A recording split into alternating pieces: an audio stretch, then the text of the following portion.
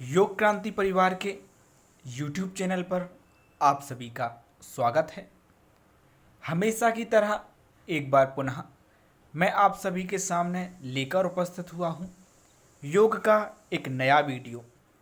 लेकिन शुरुआत करने से पहले आप सभी से कहना चाहूँगा कि यदि आप योग में आने वाली वैकेंसी की जानकारी सबसे पहले चाहते हैं, यदि आप यूजीसी नेट की तैयारी बहुत अच्छे तरीके से करना चाहते हैं, योग की लेटेस्ट अपडेट अपने मोबाइल पर पाना चाहते हैं, तो हमारे इस चैनल को सब्सक्राइब जरूर करें। साथ ही साथ लाइक करें, शेयर करें और कमेंट करें। आज हम हठ प्रदीपिका प्रश्न संग्रह का तीसरा पार्ट लेकर आए हैं। यदि आपने इसके पहले के 2 पार्ट नहीं देखे हैं तब आप देख सकते हैं। हमने अलग से प्लेलिस्ट बना दी है हठ प्रदीपिका की भी और योग वैकेंसी सारी जो है हम प्लेलिस्ट बना रहे हैं। तो आप जो है प्लेलिस्ट पर जाकर सीधे हठ प्रदीपिका के पार्ट देख सकते हैं। चलिए शुरुआत करते हैं। आज का पहला प्रश्न है, स्वामी स्वात्माराम जी ने कहा है कि यदि आप भस्त्रिका के बाद थकावट महसूस कर रहे हैं तो दाईं नासिका से श्वास लेकर कुछ देर कुंभक करने के बाद बाईं नासिका से निकाल सकते हैं।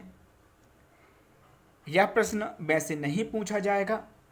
स्वामी स्वात्माराम जी ने कहा है कि यदि आप भस्त्रिका करते हैं, भस्त्रिका के बारे में इसके पहले मैंने आपको बताया हुआ है पार्ट सेकंड में कि भस्त्रिका से क्या बेनिफिट हैं, भस्त्रिका कहाँ पर हठ योग प्रदीपिका में बताया गया है, किस श्लोक में बताया गया है, यह सारी बात हम कर चुके हैं। तो स्वामी स्वात्माराम जी ने कहा है कि यदि आप भस्त्रिका के बाद थकावट महसूस करते हैं, यदि आपको लगता है कि हम थक गए हैं, तो क्या करना है, दाईं नासिका से श्वास लेकर कुछ देर कुंभक करने के बाद बाईं नासिका से निकाल सकते हैं। अगला प्रश्न, भ्रामरी कुंभक का वर्णन दूसरे अध्याय के 68वें श्लोक में किया गया है। इसको करने से मन शांत होता है, आनंद का अनुभव होता है, मानसिक रोग दूर होते हैं, नाद की प्राप्ति होती है। आपसे पूछा जा सकता है कि भ्रामरी कुंभक का वर्णन दूसरे अध्याय के किस श्लोक में किया गया है। आपको मालूम होना चाहिए हठ प्रदीपिका के दूसरे अध्याय के 68वें श्लोक में भ्रामरी कुंभक का वर्णन किया गया है। इसके बेनिफिट के बारे में भी आपसे पूछा जा सकता है, तब आप बताएंगे कि इसको करने से मानसिक रोग दूर होते हैं, नाद की प्राप्ति होती है। अगला प्रश्न, स्वामी स्वात्माराम जी ने कहा है श्वास लेते समय भंवरे का गुंजन होना चाहिए एवं श्वास बाहर छोड़ते समय भंवरी का गुंजन होना चाहिए। यह बात नॉर्मल श्वास के लिए नहीं कही है, उन्होंने किसके लिए कही है, भ्रामरी कुंभक के लिए। जो हमारे प्राणायाम होते हैं उसको कुंभक कहा गया है और भ्रामरी कुंभक के लिए कहा गया है कि श्वास जब हम लेते हैं तब हमें भंवरे का गुंजन करना है और बाहर छोड़ते समय भंवरी का गुंजन करना है। यह प्रश्न भी आपसे पूछा जा सकता है कि एक तरफ क्योंकि भंवरे की गुंजन की बात की गई है, दूसरी तरफ भंवरी के गुंजन की बात की गई है, प्रश्न पूछा जा सकता है। हम जल्दी ही, हो सकता है कल ही, आप सभी को एक नया पैटर्न जो है देने वाले हैं। 2017 से 2019 के बीच में हठ योग प्रदीपिका से संबंधित क्या प्रश्न पूछे गए, यह वीडियो हम आपको अवेलेबल करा देंगे। हिरण्य संहिता से संबंधित, भगवत गीता से संबंधित, उपनिषद से संबंधित क्या प्रश्न पूछे जाते हैं, कैसे प्रश्न पूछे जाते हैं, यह पैटर्न हम आपको 1 से 2 दिन में उपलब्ध कराने वाले हैं। आप देख सकते हैं। और जब आप 2017 से लेकर 2019 तक आने वाले प्रश्न अलग अलग देखेंगे तो आपको सहूलियत होगी पढ़ाई करने में। चलिए देख लेते हैं अगला प्रश्न। 64 नंबर प्रश्न है, मूर्छा कुंभक का वर्णन दूसरे अध्याय के 69वें श्लोक में किया गया है। इसको करने से परमानंद की प्राप्ति होती है। आपसे प्रश्न पूछा जाएगा, हठयोग प्रदीपिका के किस श्लोक में मूर्छा कुंभक का वर्णन किया गया है, आपको मालूम होना चाहिए। दूसरे अध्याय के 69वें श्लोक में। इसका बेनिफिट भी पूछा जा सकता है, या फिर यह भी पूछा जा सकता है कि किस कुंभक के माध्यम से परमानंद की प्राप्ति होती है, आपको मालूम होना चाहिए मूर्छा कुंभक के माध्यम से। अगला प्रश्न है, प्लावनी प्राणायाम का वर्णन दूसरे अध्याय के 70वें श्लोक में किया गया है। इसको करने से साधक कभी जल में नहीं डूबता, कमल के पत्ते की तरह तैरता रहता है। तो आपको मालूम होना चाहिए कि प्लावनी प्राणायाम जो है इसका वर्णन 70वें श्लोक में किया गया है। यह प्रश्न आपसे पूछा जाएगा। और यह भी पूछा जा सकता है कि कौन से प्राणायाम के माध्यम से साधक कभी जल में नहीं डूबता, कमल के पत्ते की तरह तैरता रहता है। आपको आंसर बताना है प्लावनी प्राणायाम या प्लावनी कुंभक। ध्यान रखना है, हठ योग प्रदीपिका के अनुसार यह बेनिफिट आपको बता रहे हैं। अन्य ग्रंथ के अनुसार किसी भी आसन, किसी भी प्राणायाम का बेनिफिट बदल सकता है, हम वो आपको अलग से बताएंगे। यदि पूछा जाए हठ योग प्रदीपिका के अनुसार किस प्राणायाम के द्वारा साधक कभी जल में नहीं डूबता, तभी आपको यह आंसर देना है। प्राणायाम के 3 अंग बताए गए हैं, पूरक, रेचक और कुंभक। यह कहाँ पर बताए गए हैं, अभी ध्यान रखना, हम जो भी बात कर रहे हैं वो हठ प्रदीपिका के अनुसार कर रहे हैं, और हठ प्रदीपिका को ही हठ योग प्रदीपिका भी कहते हैं। पूरक मतलब होता है श्वास अंदर लेना, रेचक का मतलब होता है श्वास बाहर छोड़ना, और कुंभक का मतलब होता है श्वास को रोकना। यह वैसे सभी को मालूम होगा, लेकिन फिर भी मैंने आपको बता दिया। देख लेते हैं 67 नंबर प्रश्न और आज का 7वां प्रश्न। कुंभक के 2 प्रकार बताए गए हैं, किसके अनुसार? हठ प्रदीपिका के अनुसार। एक सहित कुंभक, दूसरा केवल कुंभक। यह भी आपको याद रखना है। रेचक और पूरक के साथ कुंभक किया जाए वह सहित कुंभक है। यह आपसे पूछा जा सकता है कि सहित कुंभक कौन सा है या फिर केवल कुंभक कौन सा है। तो आपको यह याद होना चाहिए कि रेचक और पूरक के साथ कुंभक किया जाए वह कौन सा कुंभक है? सहित कुंभक। और ना रेचक करना ना कुंभक करना, बिना प्रयास के श्वास का अंदर रुकना केवल कुंभक कहलाता है। यह भी आपको याद रखना है। बहुत ही सरल पैटर्न के साथ हम आपको बता रहे हैं, एक एक लाइन में आपके प्रश्न और उत्तर दोनों हो जाते हैं, इसलिए आप याद रखिएगा। अगला प्रश्न है या उत्तर है, कुछ भी मान लीजिए। केवल कुंभक के करने से अनेकों सिद्धियां प्राप्त होती हैं, नाड़ियां मल रहित होती हैं, प्राण सुषुम्ना नाड़ी में प्रवाहित होता है, राजयोग की प्राप्ति होती है। यहाँ कुंभक जो है वो गलत लिख गया है, जिसके लिए मैं क्षमा चाहता हूँ। कई बार टाइपिंग मिस्टेक हो जाती है, क्योंकि मुझे टाइपिंग आती नहीं है, मैं दूसरे के द्वारा करवाता हूँ, तो कई बार जो है गलतियाँ होती हैं। यहाँ पर बताया है केवल कुंभक करने से अनेकों सिद्धियाँ जो हैं वो प्राप्त होती हैं, नाड़ियाँ मलरहित होती हैं, प्राण सुषुम्ना नाड़ी में प्रवाहित होता है, राजयोग की प्राप्ति होती है। यह भी आपको याद रखना है, पूछा नहीं जाएगा वैसे। अगला प्रश्न है, स्वामी स्वात्माराम जी ने मृत्यु भय को दूर करने के लिए कुंभक की बात की है। यह प्रश्न जरूर पूछा जा सकता है कि स्वामी स्वात्माराम जी ने मृत्यु भय को दूर करने के लिए किसकी बात की है, आपको मालूम होना चाहिए। कुंभक करने की बात की है। 4 ऑप्शन आपको दिए रहेंगे, आसन है, कुंभक है, मुद्रा है, तो आपको आंसर क्या देना है? कुंभक। अगला प्रश्न, हठयोग प्रदीपिका में षटकर्म का वर्णन किया गया है जो निम्न है। धोती, वस्ती, नेति, त्राटक, नौली और कपालभाति। तो हठयोग प्रदीपिका में षटकर्म का भी वर्णन किया गया है और षटकर्म के नाम जो हैं आप सभी वैसे भी जानते हैं, फिर भी आपसे अगर पूछे जाते हैं तो आपको याद रखना है। इनका कई बार क्रम भी आपसे पूछा जा सकता है, तो क्रम आपको जरूर याद रखना है। बहुत सारे क्रम कई बार पूछे भी गए हैं। श्रीमद् भगवत गीता में कई बार क्रम पूछे गए हैं यूजीसी नेट में, तो आपको क्रम जरूर याद रखना है। और मैं अभी जो है हो सकता है कल ही आपको श्रीमद् भगवत गीता से संबंधित ही आपको अवेलेबल कराऊंगा कि 2017 से लेकर 19 तक कैसे प्रश्न पूछे गए, तो आप तैयारी कर लीजिएगा। पैटर्न बहुत सरल है। अगला प्रश्न, हठयोग प्रदीपिका में त्राटक चतुर्थ क्रम में है, जबकि घेरण्य संहिता में 5वें पर त्राटक है। मैंने अभी आपको बताया कि क्रम आपसे पूछा जा सकता है और पहले भी कई जगह जो है अलग अलग जगह पर पूछे भी गए हैं।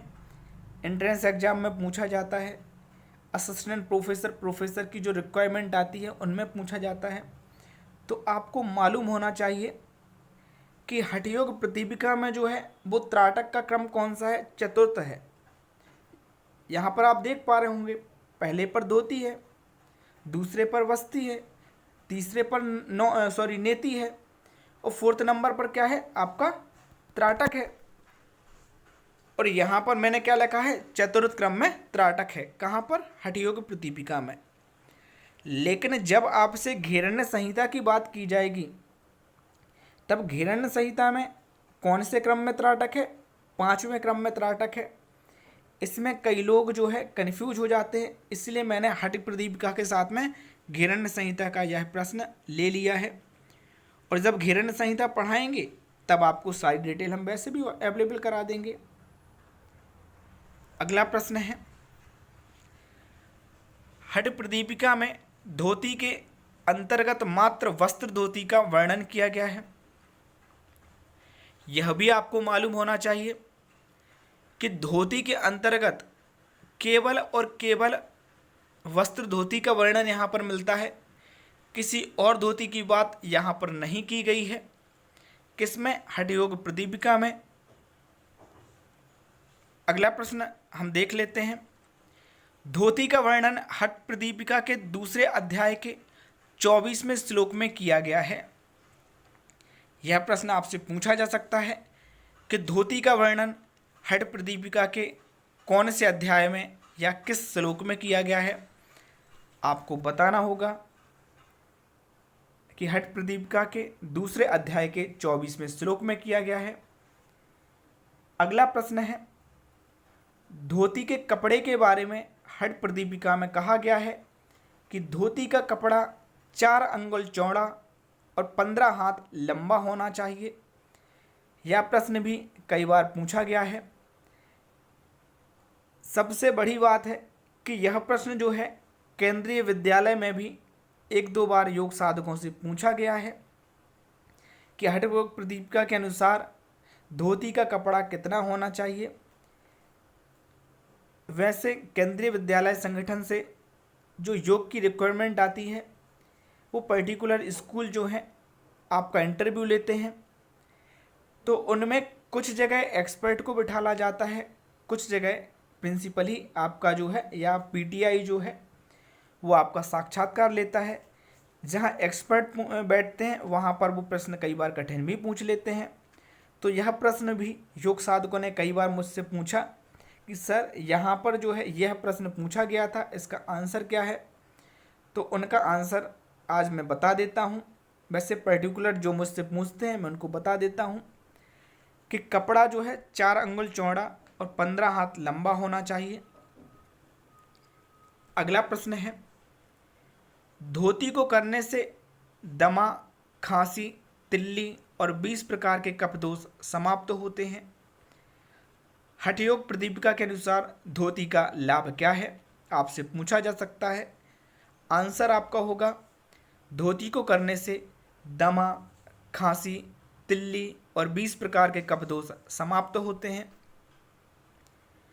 अगला प्रश्न है 20 प्रकार के कफ, 40 प्रकार के पित्त और 80 प्रकार के वात रोग होते हैं। यह भी प्रश्न आपको आना चाहिए, इसका आंसर भी आपको आना चाहिए। यदि हम कफ की बात करें तो कितने प्रकार के कफ रोग होते हैं? 20 प्रकार के कफ रोग होते हैं। और यदि हम पित्त की बात करें तो पित्त के रोग 40 प्रकार के होते हैं। और वात रोग कितने होते हैं? 80 प्रकार के होते हैं। आप चाहें तो हठ प्रदीपिका या फिर योग के जितने भी टॉपिक हैं यूजीसी नेट से संबंधित सारे टॉपिक की पीडीएफ आप प्राप्त कर सकते हैं। किसी एक टॉपिक की पीडीएफ जो है वो केवल और केवल 10 रुपये में हम आपको अवेलेबल कराते हैं। और यदि आप सारी की सारी पीडीएफ चाहते हैं, मतलब यूजीसी नेट के एक एक टॉपिक की पीडीएफ आप प्राप्त करना चाहते हैं, तब आप 320 रुपये में प्राप्त कर सकते हैं। चलिए अगला प्रश्न, हठ प्रदीपिका में वस्ती का वर्णन दूसरे अध्याय के 27वें श्लोक में किया गया है। आपसे प्रश्न पूछा जा सकता है हठ प्रदीपिका में वस्ती का वर्णन कहाँ पर किया गया है? आपको मालूम होना चाहिए दूसरे अध्याय के 27वें श्लोक में। यह प्रश्न जो है वो सूची 1 और सूची 2 के मिलान के अंतर्गत भी आ सकता है। आप सभी को मालूम होगा सूची का मिलान भी आपसे पूछा जाता है, तो उसमें भी बहुत सारे दिए रहते हैं और उसके अंतर्गत यह प्रश्न पूछा जा सकता है। अगला प्रश्न है, वस्ती करने से बड़ी आंत की सफाई होती है, उदर रोग दूर होते हैं, तीनों दोष साम्यावस्था में आते हैं, शरीर कांतिमय होता है। आपसे प्रश्न पूछा जा सकता है कि हठ योग प्रदीपिका के अनुसार बस्ती करने से क्या होता है? आपको मालूम होना चाहिए बड़ी आंत की सफाई होती है, उदर संबंधी जो रोग होते हैं वो दूर होते हैं, और तीनों जो दोष हैं जिनके बारे में अभी मैंने आपको बताया है वह साम्यावस्था अर्थात सम अवस्था में आ जाते हैं, और जो आपका शरीर होता है वो कांतिमय होता है। अगला प्रश्न है, हठ प्रदीपिका में नेति का वर्णन दूसरे अध्याय के 30वें श्लोक में किया गया है। प्रश्न आपसे पूछा जाएगा कि हठ प्रदीपिका में नेति का वर्णन कहाँ पर किया गया है? आपको आना चाहिए कि दूसरे अध्याय के 30वें श्लोक में किया गया है। देख लेते हैं अगला प्रश्न,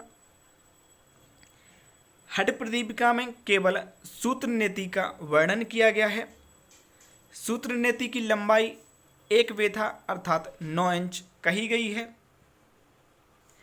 यह भी आपको याद होना चाहिए कि जल नेति का कहीं पर भी हठ प्रदीपिका में वर्णन नहीं है।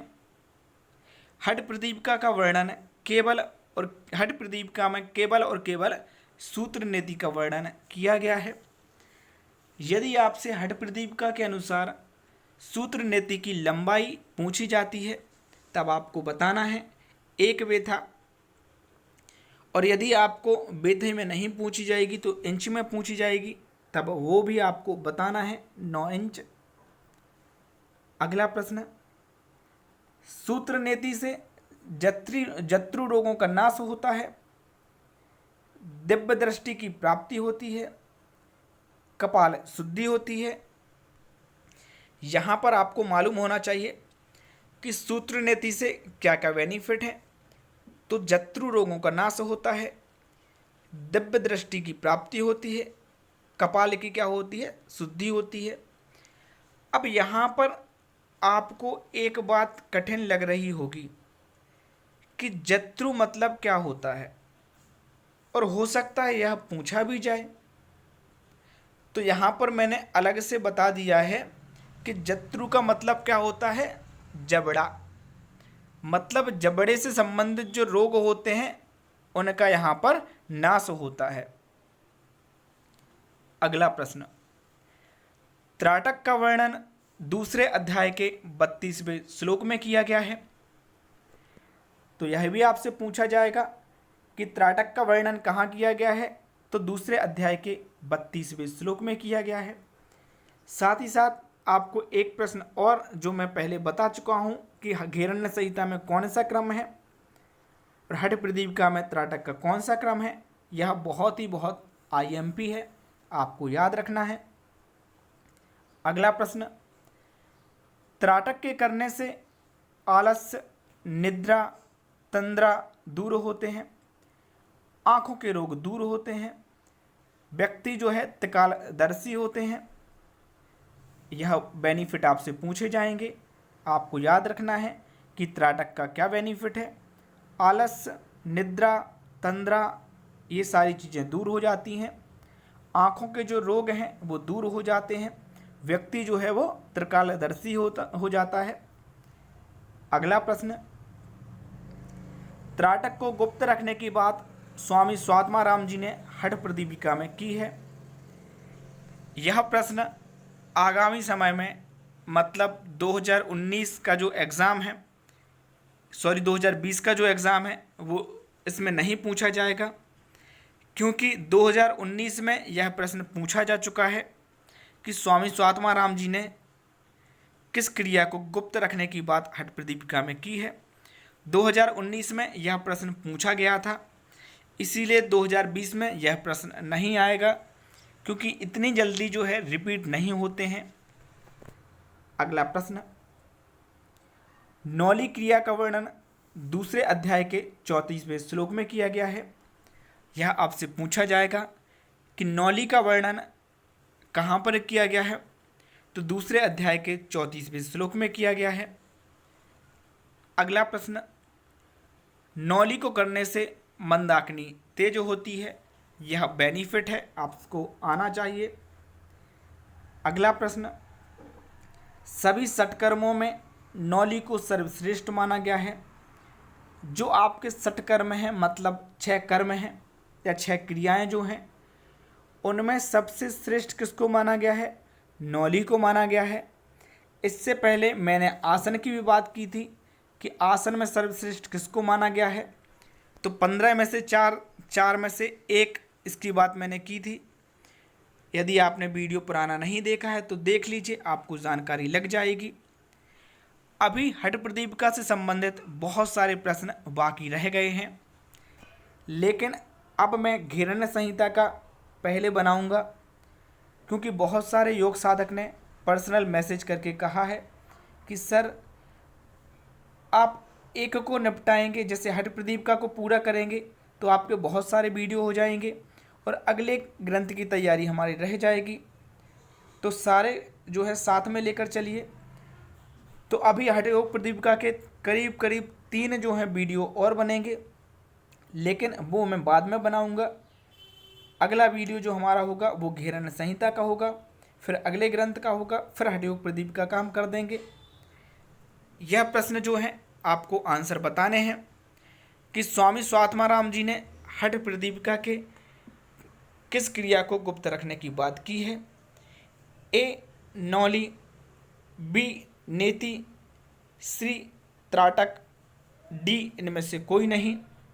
आप अपना उत्तर नीचे कमेंट बॉक्स में लिखेंगे और अपनी योग्यता की जांच करेंगे। अगला प्रश्न, धोती के कपड़े के बारे में हठ प्रदीपिका में कहा गया है कि धोती का कपड़ा रिक्त स्थान अंगुल चौड़ा और रिक्त स्थान हाथ लंबा होना चाहिए। ऑप्शन 4 आपको दिए हैं। ए 4 अंगुल चौड़ा और 15 हाथ लंबा, बी 3 अंगुल चौड़ा और 15 हाथ लंबा, सी 4 अंगुल चौड़ा और 12 हाथ लंबा, डी इनमें से कोई नहीं। आपको कमेंट बॉक्स में आंसर देना है। यदि आप PDF प्राप्त करना चाहते हैं तो दिए गए व्हाट्सएप नंबर पर मैसेज करें, लेकिन PDF निःशुल्क नहीं है। अभी के लिए बस इतना ही, धन्यवाद।